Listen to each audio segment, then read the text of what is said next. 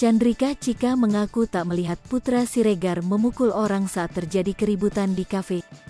Selebgram Cika Chandrika tiba ke Pengadilan Negeri Jakarta Selatan sebagai saksi laporan Nur Alamsyah pada Putra Siregar dan Rico Valentino. Sebelum persidangan, Cika mengaku tak melihat tindakan pemukulan yang dilakukan Putra Siregar. Ia mengatakan bahwa kehadiran Putra saat ada keributan di kafe malam itu untuk memisahkan perselisihan Rico Valentino dengan Nur Alamsyah.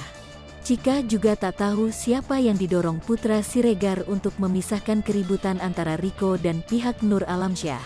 Sekedar informasi, Cika Chandrika jadi saksi dalam keributan antara Rico PS dengan Nur Alamsyah.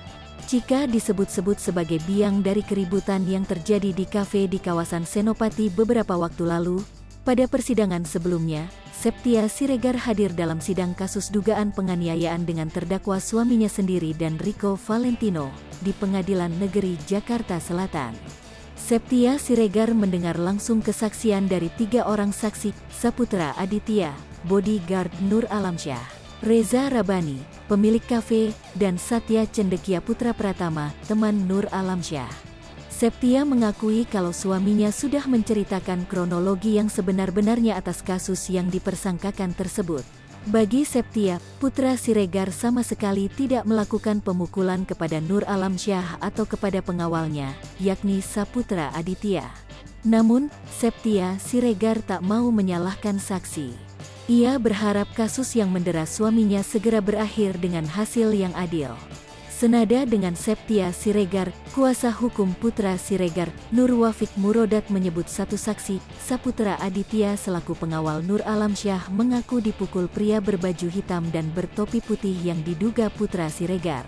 Nur Wafik Murodat memastikan dari hasil rekaman CCTV, tidak ada sama sekali tindakan Putra Siregar memukul Nur Alamsyah dan pengawalnya. Wafik menegaskan, ucapannya bukan bermaksud meragukan keterangan dari para saksi, tapi memang dalam faktanya pun jelas berbeda penjelasan di sidang dan di BAP.